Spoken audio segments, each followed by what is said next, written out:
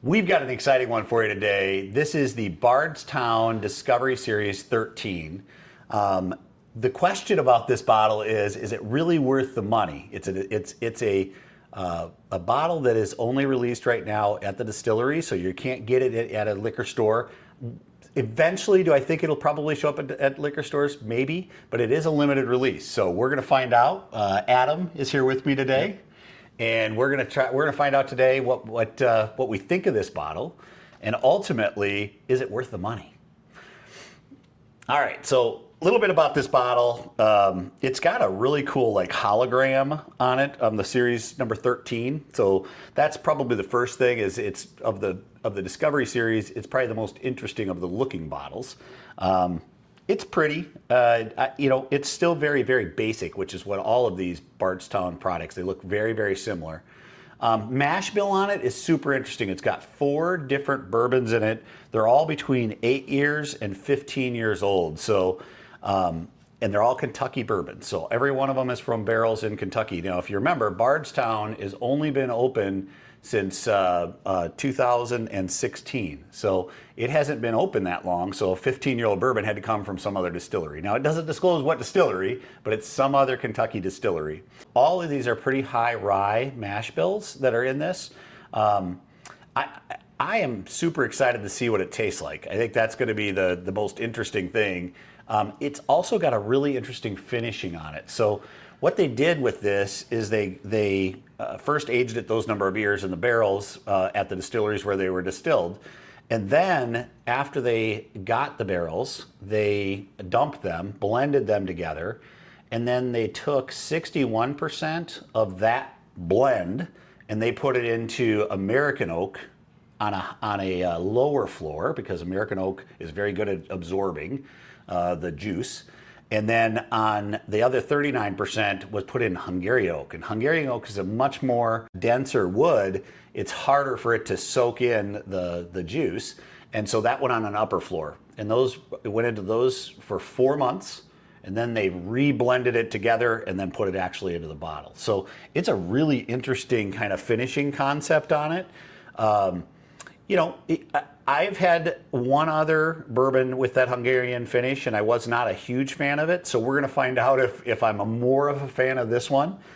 Bardstown is, the Bardstown Distillery is in Bardstown, Kentucky. We talked about it's established in 2016.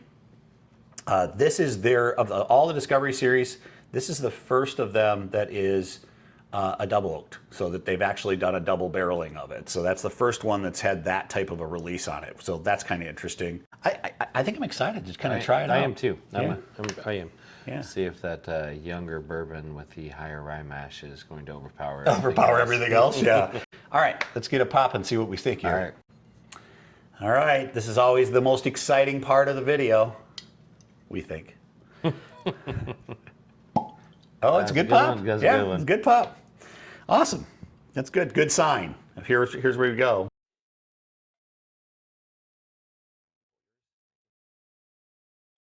I think I had my most disappointing pop a couple weekends ago when it fell out of the bottle, and I couldn't even keep it Isn't to that the worst hold. feeling? Oh, yeah, you couldn't even keep it to hold back in. It is the worst feeling ever. All right, let's give it a nose. Definitely a lot of vanilla. Yeah, vanilla is strong. It's the strongest note. You go in for the second nose, and you get a little bit of caramel and maybe some toffee in there. I do get some spice of some kind in Yeah, it. yeah. I don't know if it's almost cinnamony. I don't know. It's just It's very pleasant though. It is. It's got a great nose on it actually. The nose is very good. All right, let's give it a taste. See what we think. Ooh, lots of spices to me. I had a lot of spices. Maybe a little bit of like dried fruit, raisinish.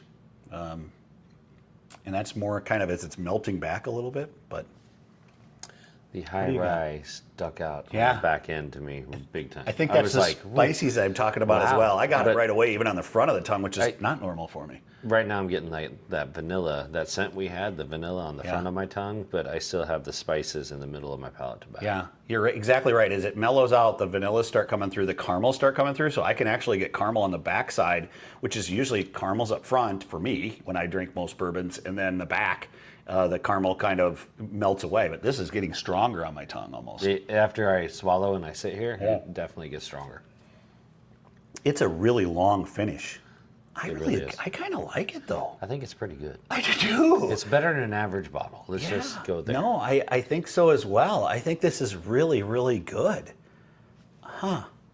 And the mouthfeel is like, it's really, really like thick. That's the best way I could describe it. There's a lot going on with it. It's a really solid bourbon. It's sweet. So that's one other thing that I would say. It's got a lot of sweetness to it, but it has enough complexity and kind of bite in it that you have to look for that sweetness, but it's there. There's a ton of sweetness in it. I mean, for being 110 proof, it's what I would expect out of 110 proof. In all honesty, it's like got a little bit of warmth, not overbearing, but yeah, because of that little bit higher proof, you get probably those more flavors and everything out of it too. Yeah, I think you're exactly right. Let's do one more. It's growing on me. I think the more I drink it, the more I like it. I would agree. Yeah, it's the good. first one. I think that rye or those spices on the back kind of caught me off guard. Yeah. On that very first drink, and then the more I drank it, I was like, you get used to that, and they kind of blended away on the second and third drink, and it was more of the caramely vanilla. Yeah, sweetness. The traditional flavors of bourbon. All right, ZBar rating time. What do we think? It's a tough like one. 3.5 to 4, somewhere in between the 3 and 4. I don't think I could give it a full 4. I think I can. So, and I'll tell you, the only reason I want to dock it down to a 3.5 is because of the price tag. It's $139 for this thing, and to me, is it worth $139? I don't know. Maybe. But that's close. Solid. It's a solid one.